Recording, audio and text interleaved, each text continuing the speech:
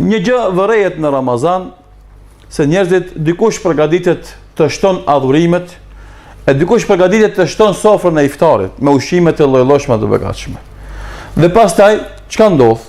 Normalisht secili prej neve e ka pranë uria gjatë ditës dhe ndoshta mundohet ta grumbullon sofrën e iftarit me lloj-lloj ushqimesh.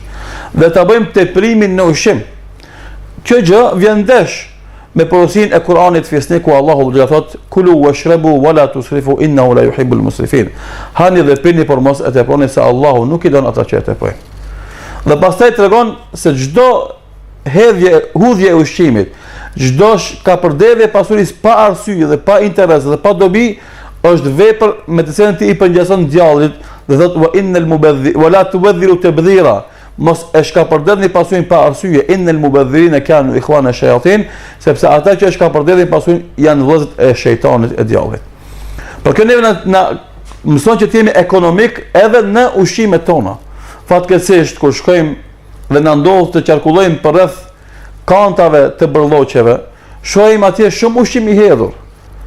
E kjo neve na shtin të kujtojmë të varfrit ton, edhe këtë e kemi pa edhe me sy, që shkojnë për kantet e bërlloqeve dhe mundohen që të shpëtojnë ushqimet që i kemi hedhur në atje, e ata kanë nevojë edhe për atë minimum. Andaj kemi nevojë që të kursejmë në harxhimet tona pa nevojë, të ham dhe të pijmë për të mirave të Zotit, pa e tepruar, dhe atë që tepron t'i ndajmë me familjet e varfëra që i kemi në vendin ton, në fshatrat tona, rreth e përçark nesh. Dhe pastaj të ndalemi dhe të kujtojmë ata të varfër anën mban botës. E për rasteve më alarmante që këtë ditë është bë e bujshme, është rasti i Somalisë. Dhe këtu e kemi shumë mësime dhe porosi. Për mësimeve dhe porosive është që atje të varfun me uri të skajshme, uri e cila shkakton ndoshta edhe vdekjen e njerëzve, njerëzit agjërojnë.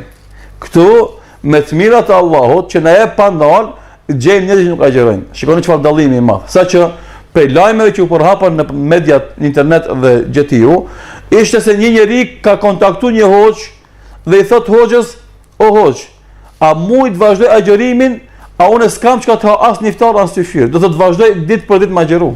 Paramendoni deri ku ka mri muhabeti. Agjërim pa iftar pas syfyr, a mund ta paramendojmë në atë?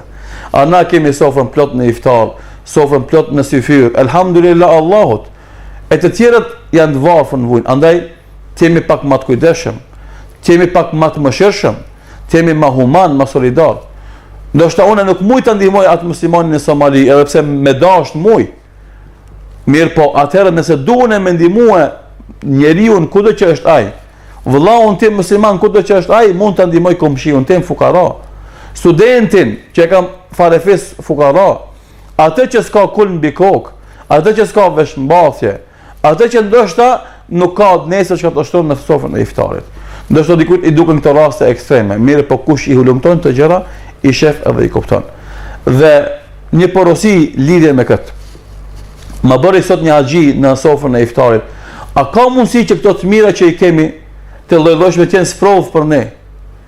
Dhe si e kanë përjetuar sahabët e pejgamberit, a kanë qenë çdo ata të varfër apo kanë pas momente kur kanë qenë të pasur? Ata jo të gjithë gjëra kanë qenë të varfër. Ka pas momente që kanë qenë të varfër dhe momente kur Allahu ka dhënë pasuri. Dhe tregohet një rast për Selman Farisiun radiallahu anhu. Ishte ulur në sofrën e iftarit, jo iftar Ramazani, po iftar agjërimi vullnetar.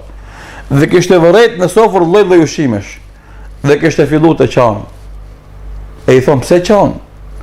Thot po qaj se kanë frikë se këto begati të shumta janë shpërblim i nxituar i Allahut në dynjë, e s'na mbetet shpërblim as pak në ahiret. Shikoni si mendon ashabi i pejgamberit, shoku i pejgamberit sallallahu alaihi wasallam, e si mendojmë na.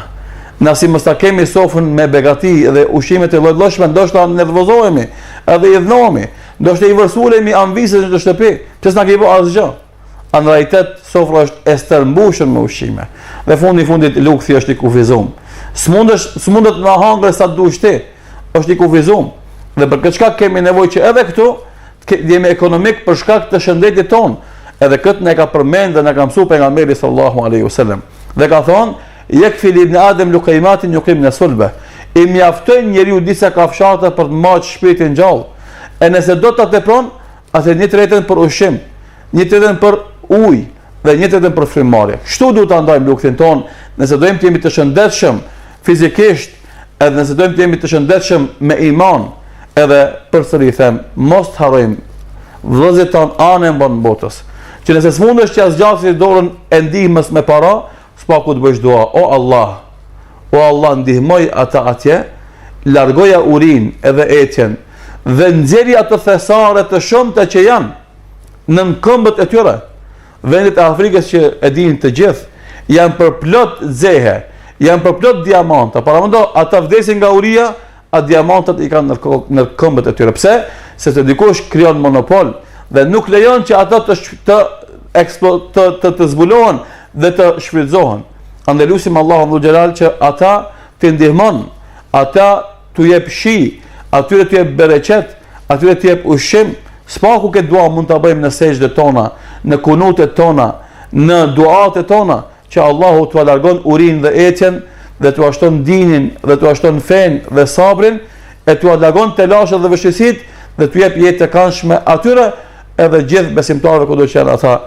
Me kaq mendoj se është një këshill me rëndësi, ta kemi për parasysh dhe të mundohemi të përhapim në mesin e shokëve tonë, farefisit tonë, kudo që gjendemi dhe me kado që gjendemi. Allahu na dhash hajër dhe bereqet në këtë muaj të bekuar të Ramazanit dhe na i largoft këto fotografi pikëlluese, trishtuese nga ekranet televizive, e u dhash njerëzimit udhëzim ka Zoti, ka Allahu fuqiplot, e u dhash mbarësi që të jetojnë sipas porosive të Allahut fuqiplot, e udhëzohen në këtë dinë, këtë fe, e shpëtojnë dunjën dhe në ahiret. Zoti ju shpëleft. Wassalamu alaikum wa rahmatullahi wa barakatuh.